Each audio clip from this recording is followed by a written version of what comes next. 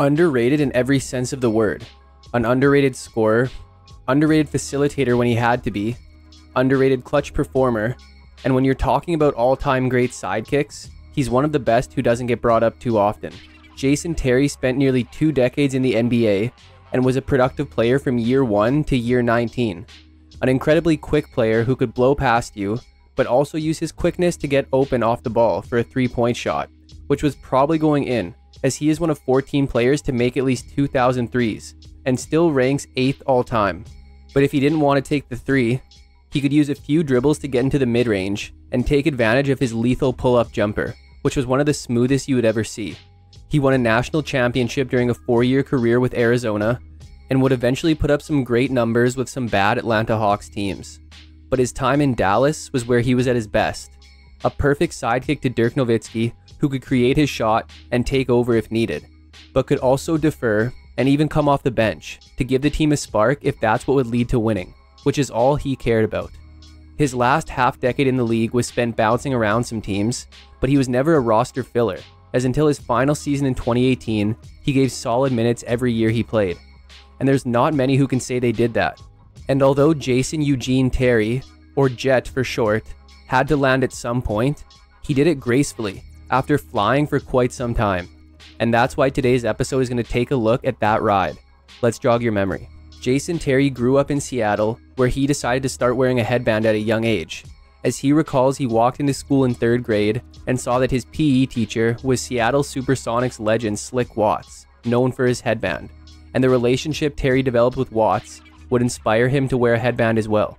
Terry struggled in junior high, and even school faculty was giving up on him, as he was failing school and wanted to be a basketball player, which led to his counselor saying he would never make it in life. But Terry would use this as motivation. It was also as a child that Terry would develop his desire to take the last shot and his aversion to pressure, as he would say the pressure of making a big shot doesn't even compare to the real-life pressure that his mom faced in raising all 10 of her children by herself. By the time he was in high school, he was really coming into his own, and would lead Franklin High to back-to-back state titles as a junior and senior, which would earn him the scholarship offers he needed to be able to attend college. But it wasn't a simple commitment process. Terry and Watts' son Donald were going to stay in-state and attend the University of Washington, as their commitment announcement was a full spectacle with a press conference. But his decision to attend Washington was a surprise to his mother, and she pushed him to take a visit to Arizona. So he did, and he loved it, which would lead to him flipping his commitment to Arizona, where he would join a complete team led by Lute Olson. Terry joined a Wildcats team who had just lost star point guard Damon Stoudemire to the NBA. They still had a great starting lineup, featuring seniors Ben Davis and Corey Williams, as well as sophomores Miles Simon and Michael Dickerson. But with Terry being one of 3 freshmen on the team, along with AJ Bramlett and Donnell Harris, he wouldn't see the court often. But Terry cared about the team's success first and foremost, so he played whatever role was expected of him. As a freshman, he would appear in 31 games, playing just under 10 minutes per game, for a Wildcats team who would finish the regular season at 24-6 and enter the tournament as a 3 seed. The first round brought Valparaiso, and a blowout win by Arizona allowed Terry to play 25 minutes, as he would put up 11 points and 5 assists. Round 2 was a closer game versus Iowa, as Terry would only get 3 minutes of action in a win, but Arizona's tournament would end after a 3-point loss to Kansas in the Sweet 16, as Terry received about 8 minutes. And his freshman year ended with him averaging about 3 points, 1 assist, and half a steal per game. The 97 Wildcats lost some starters, but welcomed prized recruit Mike Bibby, and would see huge improvement from Terry and Bramlett. Dickerson and Simon were the team's top players, and Bibby quickly established himself as one of the best point guards in the nation, as Terry was still slated to come off the bench as a 6th man. However, academic issues with Simon resulted in a suspension, which led to Terry starting 18 games to begin the year. When Simon returned, he came off the bench, but it was Terry who came into Olson's office and told him that he needed to put Simon back in the starting lineup. And when Olson wasn't sure how he would reinsert Simon without upsetting any other players, Terry volunteered to come off the bench as he had been doing before. Overall, the Wildcats would have a great year, and Terry would finish as the team's 4th leading scorer and one of 4 players to average double figures, while also finishing 2nd in assists and leading the team in steals. The Wildcats finished the regular season at just 19-9 and would only enter the tournament as a 4 seed, but the Wildcats would then go on to a historic tournament run. Arizona would defeat South Alabama in round 1, as Terry had 8 points and 5 steals. A round 2 win over Charleston would see Terry hit double figures with 11 points. The Sweet 16 brought a 1 seed in Kansas, who had knocked them out last year. But this time, Arizona would come away with a 3-point win. Terry would only take 3 shots and record 5 points, but he would have 4 steals, as the Wildcats moved on to the Elite 8.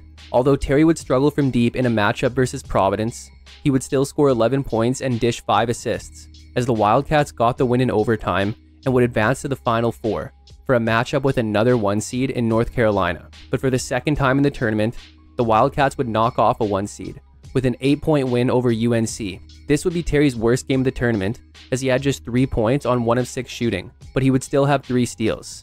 So now the Wildcats were just 1 win away from immortality. But standing in their way was yet another 1 seed and defending champion Kentucky. But the Wildcats pulled off yet another upset, as they became national champions, and the first and only team to knock off 3 number 1 seeds in a tournament, as Terry would finish with 8 points, 5 assists, and 3 steals. And overall, his sophomore campaign saw him put up about 10.5 points, 4.5 assists, and 2.5 steals per game. Arizona looked prime for a repeat going into 1998, as they were bringing back all 5 starters and their star 6th man in Terry. They would begin the year as the top-ranked team, but it wouldn't last long, after a couple early season losses to Duke and Kansas.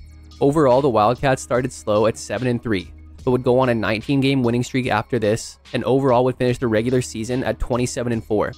Terry came off the bench for every game this year and put up very similar numbers to the season prior.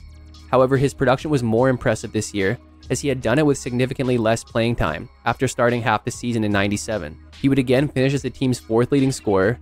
He would also be 2nd in assists, but he would drop to 2nd in steals. He would continue to be one of the team's best deep threats and would lead the team in free throw percentage. The Wildcats would be a 1 seed going into the tourney, and they would blow out Nicholls State in round 1, in what was a terrible shooting game for Terry, as he went scoreless on 0 of 9 shooting, but he would record 5 rebounds, 7 assists, and 4 steals. He was better in a second-round defeat of Illinois State, where he would have 11 points and 3 steals in only 19 minutes. And then the Sweet 16 versus Maryland was another tough outing, as he would again be held scoreless on 0 of 5 shooting.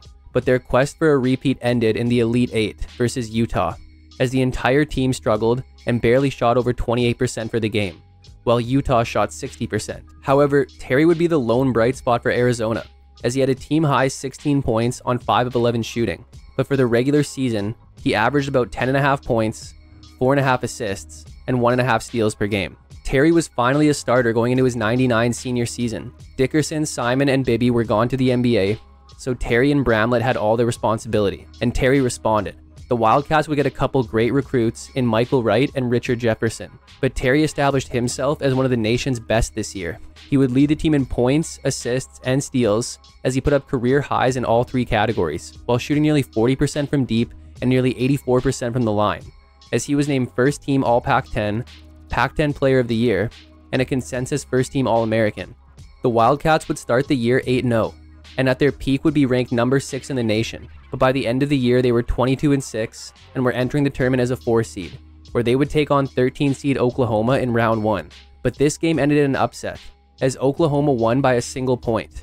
Terry would have a rough game, as he didn't hit his first field goal until the second half, and although he finished with 15 points and 4 steals, he shot 4 of 17 from the field, and a heavily contested shot from Terry in the final seconds wouldn't fall either, as Terry's season and college career came to an end. But for his senior year, he would put up about 22 points, 5.5 assists, and 3 steals per game. Although it was a bitter end, Terry had shown improvement each year and had a great attitude throughout his time in Arizona. And although it was uncertain whether he'd play the 1 or the 2 in the NBA, he was still a top prospect, and would even hear his name called in the top 10.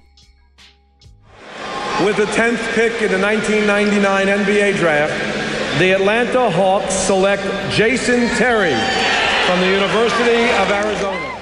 The Hawks had been a playoff team for the majority of the last 15 years, but their star center Dikembe Mutombo was 33 years old, and they had traded away fan favorites Steve Smith and Mookie Blaylock in the offseason, which wouldn't pan out well for Atlanta, as aside from acquiring the pick that became Terry, their top acquisition in those trades, Isaiah Rider, wouldn't even make it through a full season with the team. But Terry would come into a familiar role, as he was one of the team's top bench players. He would tie for 5th on the team in scoring and lead the team in assists and steals, even though he only started 27 games, as he would have 6 games with double-digit assists and 5 double-doubles. while also recording a career-high 6 steals in a March 6th loss to Milwaukee. His scoring ability was on display, but he would shoot below 42%. However, his solid rookie year would get him a second-team all-rookie selection. But the Hawks had declined defensively and finished the year without their best offensive player in Ryder. So overall, they went just 28-54 and missed the playoffs. And Terry's rookie season would see him put up about 8 points, 4.5 assists, and a steal per game. The Hawks would be led by first-year head coach Lon Kruger going into 2001, as Lenny Wilkens had quit.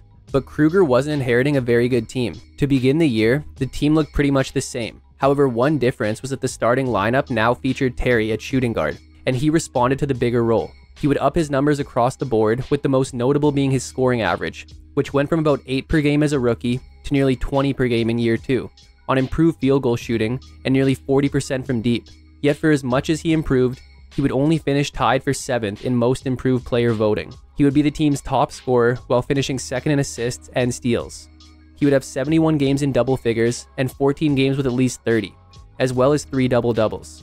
But the Hawks weren't winning, and with the team sitting at 18-36 at the trade deadline, they sent Mutombo to the top-seeded 76ers for a package including small forward Tony Kukoc and another defensive big man in Theo Ratliff. Ratliff would not appear for the Hawks this year due to injury, but Kukoc put up some good numbers in the 17 games he played for Atlanta this year. But it wasn't nearly enough, as the Hawks went 7-21 the rest of the way to finish at 25-57 and again missed the playoffs. And for the regular season, Terry would put up a career-high 19.7 points, 5 assists, and 1.5 steals per game. The 0-2 Hawks on paper looked much better than the previous year, as Ratliff was reportedly good to go, and the team had made a draft day trade to acquire all-star big man Shareef Abdur-Rahim from the Grizzlies. But injuries had different plans. Ratliff would only appear in 3 games early in the year until a hip injury, which was thought to have occurred during summer workouts, would shut him down for the rest of the year. And Kukoc would struggle with quadriceps injuries, which limited him to 59 games this year and much lower production. But Terry and Abdur-Rahim formed a solid duo, as they combined for over 40 per game, with Terry also leading the team in assists and steals.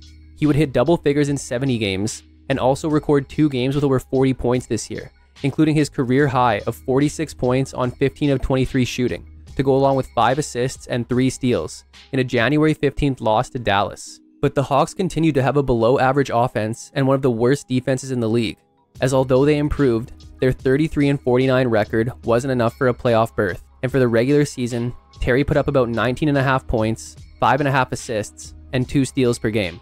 Going into 2003, the Hawks had brought in more firepower, as they had acquired longtime Buck Glenn Robinson in a trade that saw them send a package including Kukoc to Milwaukee. Ratliff was finally healthy and put in a good year for the Hawks, which included him averaging over 3 blocks per game, and this was much needed, as for as good as the Hawks' new trio was offensively, they were not nearly as good on the defensive end. But offensively, they would combine to average nearly 68 points per game. With the addition of Robinson, Terry's scoring would understandably drop, as he would fall to 3rd on the team, and overall would put up double figures in 71 games this year. But Terry had also been shifted to point guard, and this led to him putting up a career-high 7.4 assists per game, which would even see him finish as the league's 7th best distributor. He would record 20 double-doubles this year and 1 triple-double, and would also dish a career-high 16 assists to go along with 10 points in a March 25th loss to the Lakers. The Hawks started 11-16 before firing Kruger and replacing him with Terry Stotts, and things weren't going much better, as near the end of the year, the Hawks were sitting at 29-45. They would rally to win 6 of their last 8, but their 35-47 record still wasn't enough for the playoffs, as Terry finished the year averaging about 17 points, 7.5 assists, and 1.5 steals per game. Stotts remained coach going into 04, but the trio was no more, as Robinson had been dealt to Philly in the offseason, but the Hawks had acquired a replacement in 4th-year swingman Steven Jackson. But the 04 Hawks saw a lot of changes this year, as with the Hawks sitting at 18-35 going into the All-Star break, they sent Abdur-Rahim and Ratliff to the Portland Trail Blazers and received big man Rasheed Wallace in return. So that meant Wallace could be the new member of a new trio for the rest of 2004, and scratch that.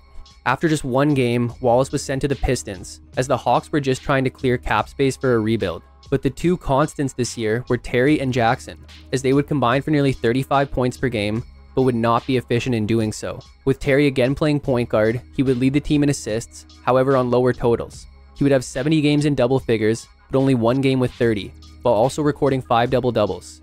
but the Hawks were just stuck in neutral, as they regressed and finished at 28-54 to again miss the playoffs.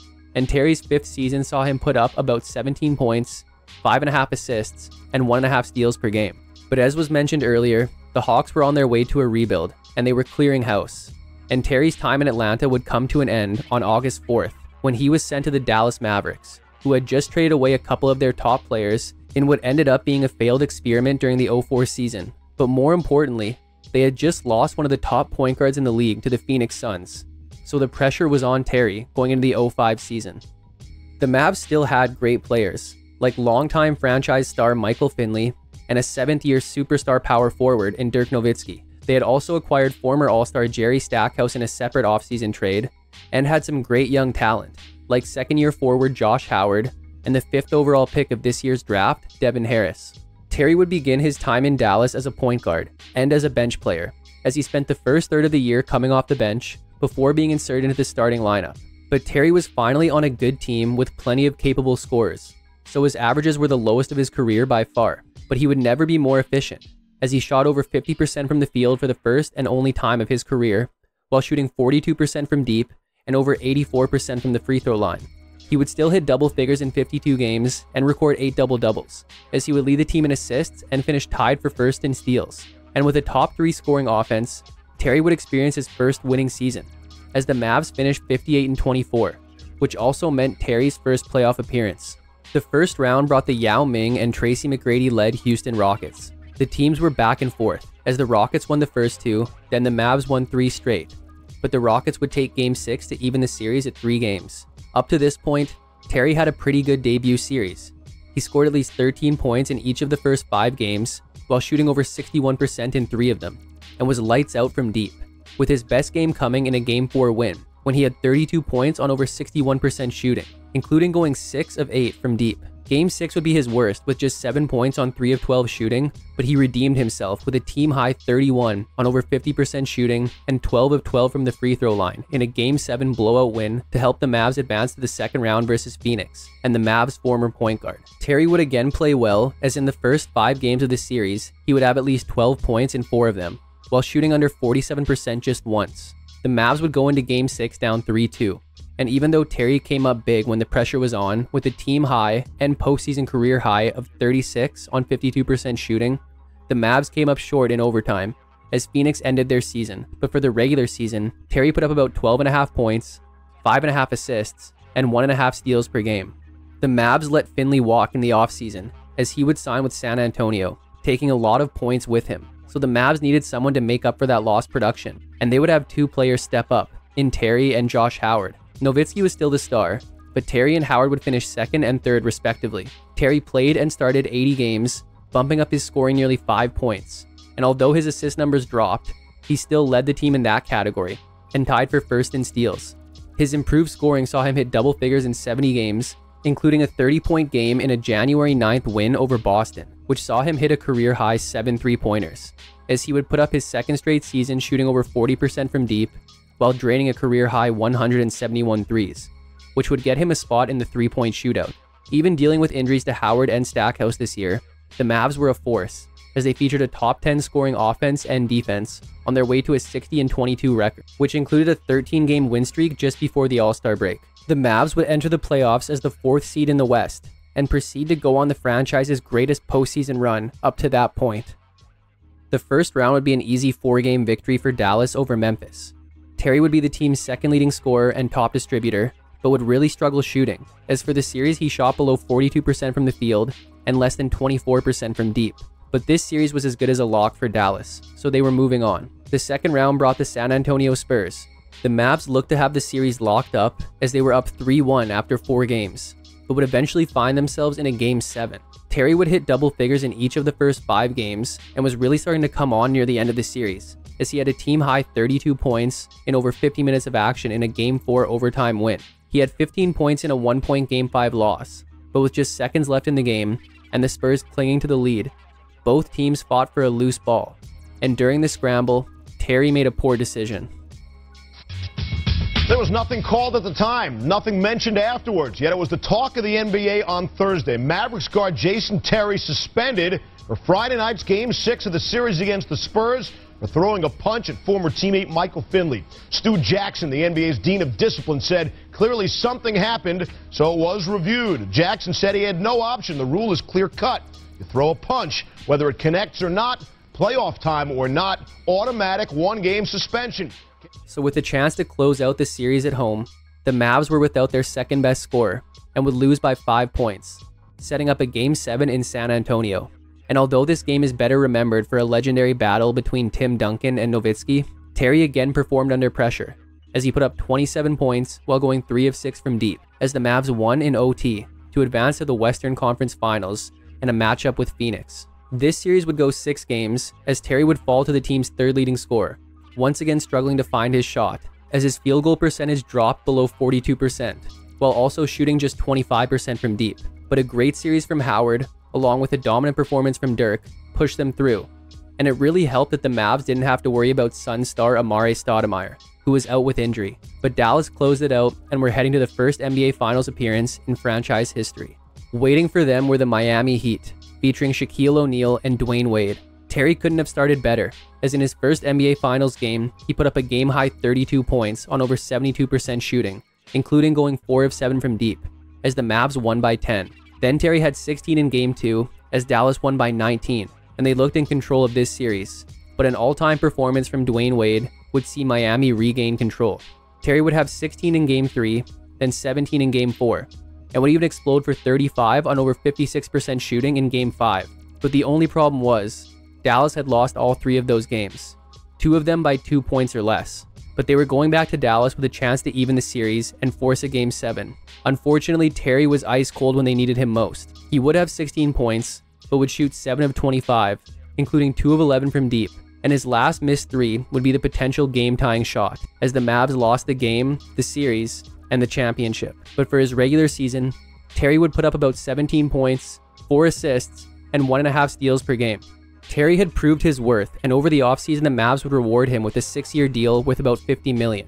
The Mavs looked like the same team going into 07, but the starting lineup got a slight tweak, as Terry was shifted to shooting guard to make room for the emerging Devin Harris to run the point. Terry's scoring output saw a slight drop, but his efficiency saw a slight improvement.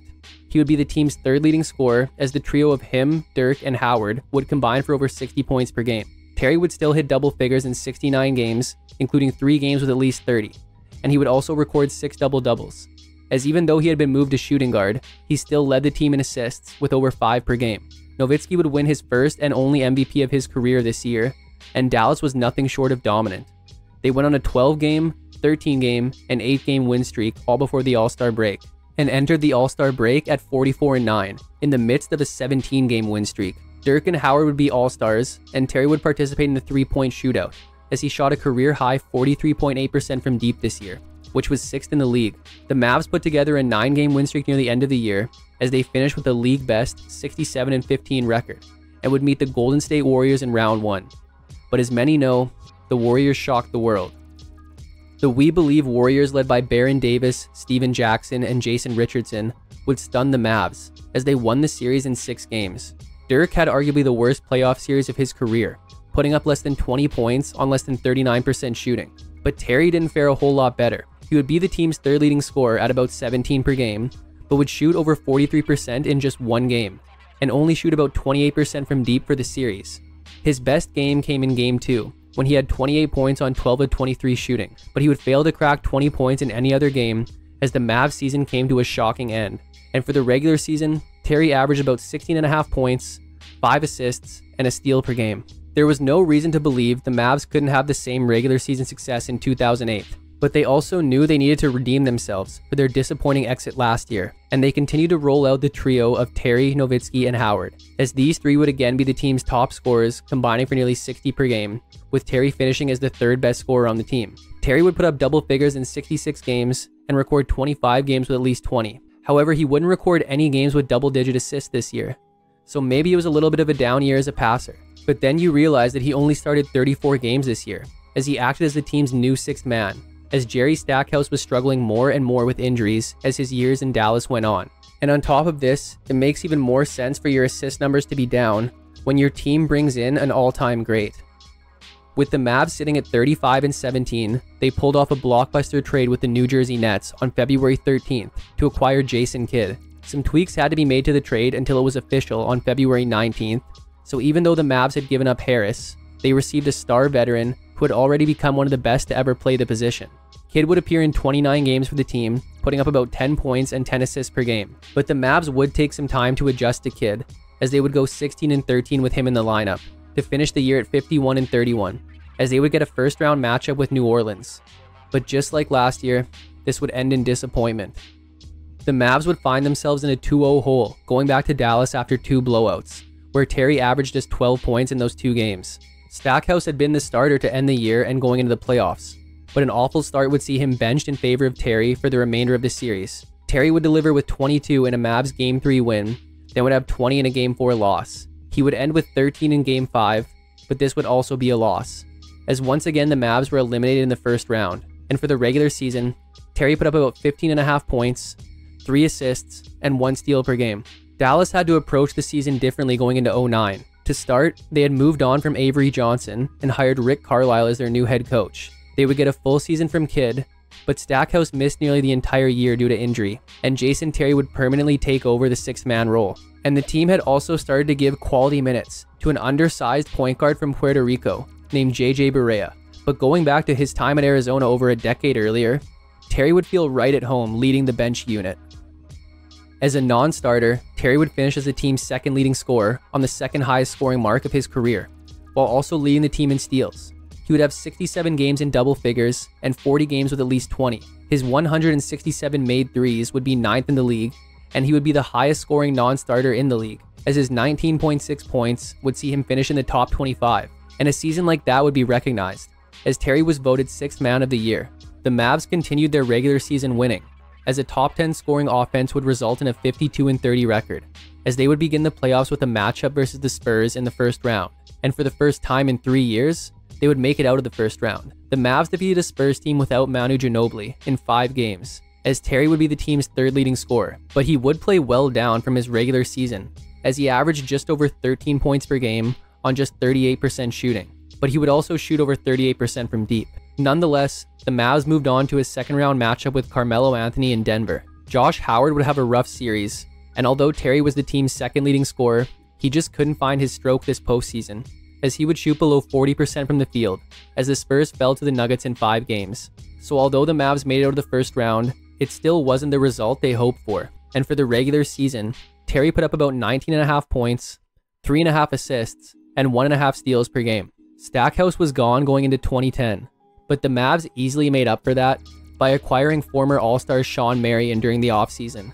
Terry would continue to excel in his 6th-man role, finishing as the team's second leading scorer and recording double figures in 66 games. The addition of Marion was huge for Dallas, but they wouldn't be done there. During the All-Star break, with the Mavs sitting at 32-20, they orchestrated a trade with Washington that saw them send a package headlined by Josh Howard to the Wizards for a package headlined by Caron Butler, and Butler would slot in without issue, as he had great production for the Mavs in the 27 games he played in. With this addition, the Mavs went 23-7 the rest of the way, to finish the year at 55-27, and for the second straight year, they would find themselves matched up with the Spurs in the first round. But this time, they had a healthy Ginobili. The Spurs won the series in 6 games, and Terry continued his down postseason play, as this would be his 3rd straight series, dating back to last year's playoffs, where he shot below 40%. He would continue to shoot well from deep at 40%, but his 12.7 points per game would be his lowest of any series during his time in Dallas. And for his regular season, Terry averaged about 16.5 points, 4 assists, and 1 steal per game. It was definitely a make-or-break year for Dallas going into 2011. A finals appearance in 06 had been followed by years of postseason disappointment, so if they didn't deliver this year, it may be time to blow it all up. But Terry was more than confident, as he got a risky tattoo prior to the season. But luckily, Dallas delivered. They began the year with the same starters they ended the previous year with, in Nowitzki, Kidd, Marion, and Butler, and would continue to have Terry as a 6th man. But there was a new man in the middle who would provide them with an interior presence that they had been lacking for years, in the newly acquired Tyson Chandler, who could contribute both offensively and defensively. Terry would again be the team's second leading scorer as a bench player, as he would shoot over 45% for the season and have 70 games in double figures. But the Mavs were dealt a big blow on New Year's Day.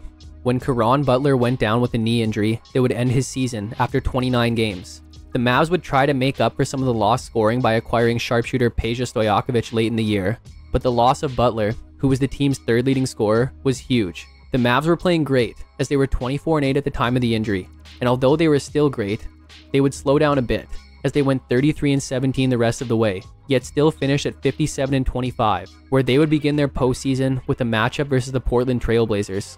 The Mavs would go up 2-0 to start the series, but Portland would come back to tie it up, which included Brandon Roy's 24 points in Game 4 to lead a Blazers comeback.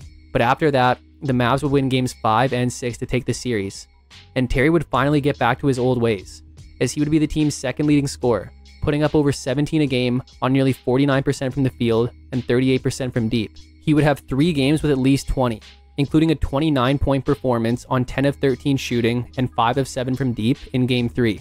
Round 2 brought two-time defending champion Kobe Bryant and the LA Lakers, but to a lot of people's surprise, the Mavs made quick work of LA in a 4-game sweep, as Terry would have an incredible series. He would struggle in Game 2, but would put up at least 15 points and shoot at least 60% in the other 3 games, which included a 32-point performance on 11 of 14 shooting in the series-clinching Game 4.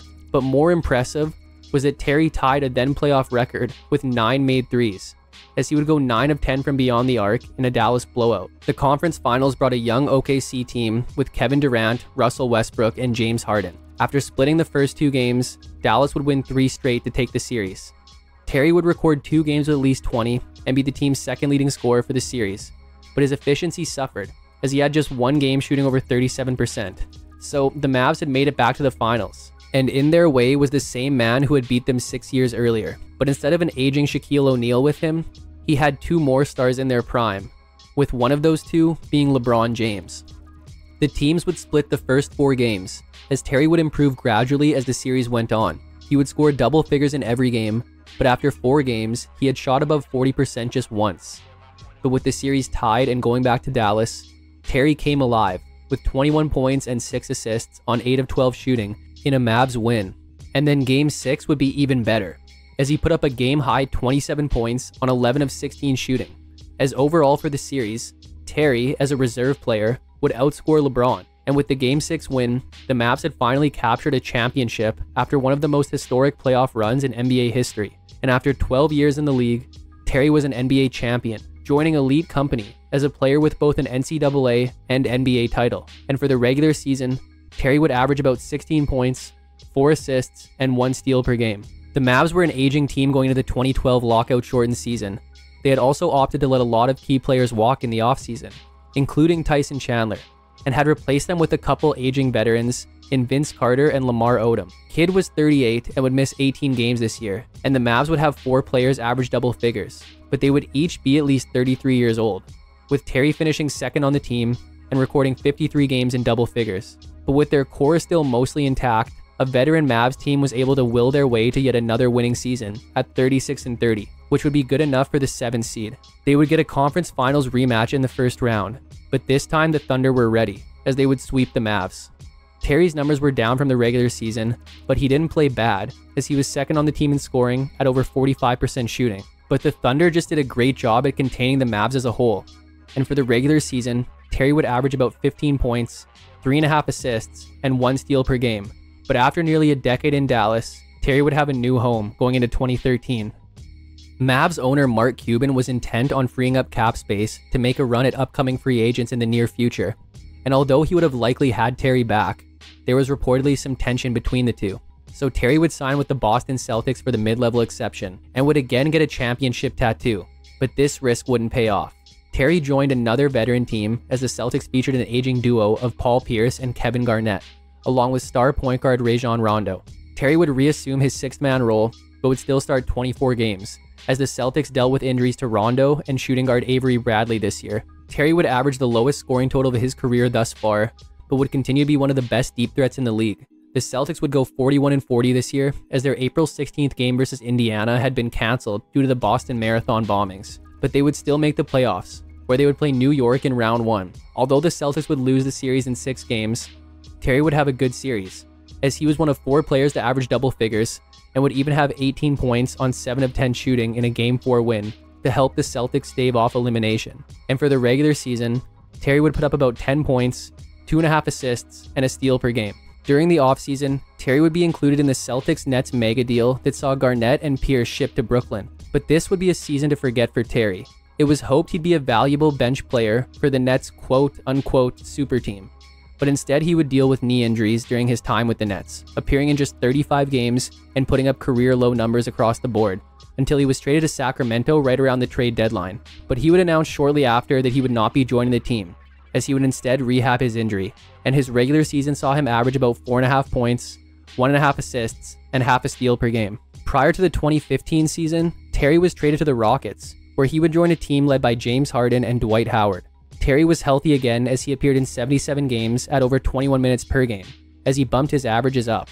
And although Terry's season wasn't filled with huge performances, he would reach a significant milestone in a December 22nd game versus Portland, when he hit his 2,000th career three-pointer late in the third quarter, as at the time, he was the 3rd player in history to reach this milestone after Reggie Miller and Ray Allen. The Rockets would finish the year at 56-26 and proceed to make a surprising playoff run. Terry had been elevated to a starting role late in the year after the Rockets had lost Patrick Beverley, so he would be a starter going into a first-round matchup with his former team, who they would defeat in 5 games. Terry would start the series great with 16 points on 60% shooting in Game 1, but wouldn't crack double figures the rest of the series.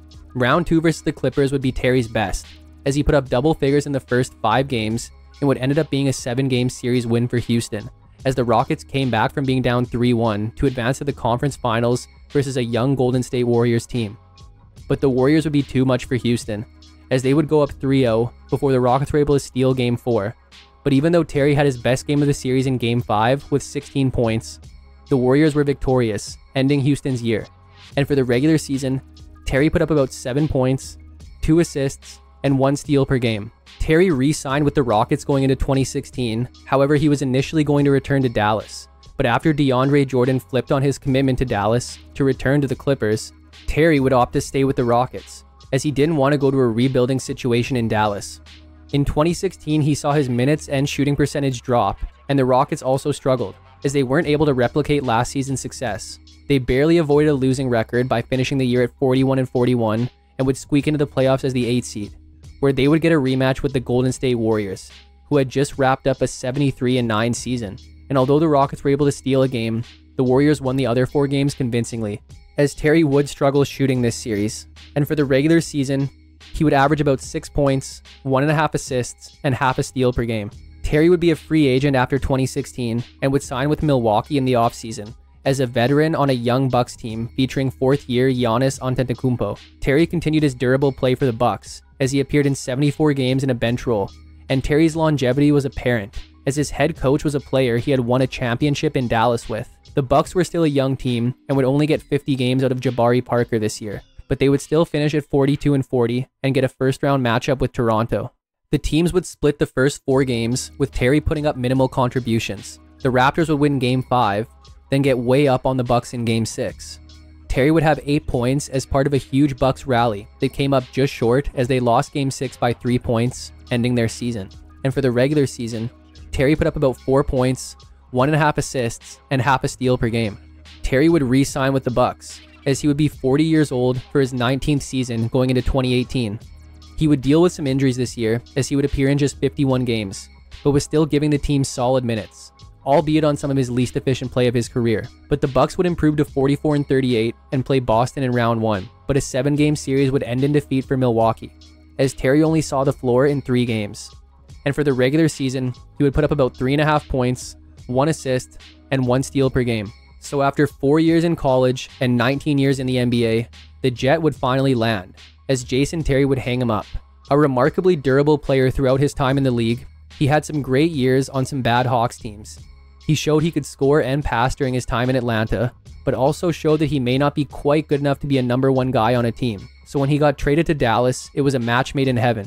He was the perfect sidekick to Dirk Nowitzki and put together one of the best, nearly decade-long stretches in the NBA during that time, as he could often fly under the radar due to playing in the shadow of Dirk. But if you were watching the games, you knew just how dangerous Jason Terry was. Lethal from beyond the arc, with with the ability to get hot quick. You could count on him in crunch time, and maybe more importantly, you could count on him to always do what was best for the team. Accepting a sixth-man role without issue led to some of the best years of his career, both with his individual and team success. And then leaving Dallas at 34 years old, after what could have easily acted as a full career, he put together 6 more years as a valuable bench player and veteran presence on many teams, even retiring with nearly 2,300 made threes. Jason Terry is one of the most consistent players the NBA has ever seen, but can be overlooked as he straddled the line between an elite bench player and a good to great starter. But his ability to do both is what made him so special. And even though Dirk gets a lot of the glory, Dallas doesn't have nearly the same success or a ring, if not for the play of Jason Terry. But that's it for today's episode on Jason Terry. Hope you enjoyed it, and make sure to subscribe for more videos like this one. If you liked it, check out this one on his brief Atlanta teammate, or this one on a player he won a title in Dallas with. Thanks for watching, and see you next time.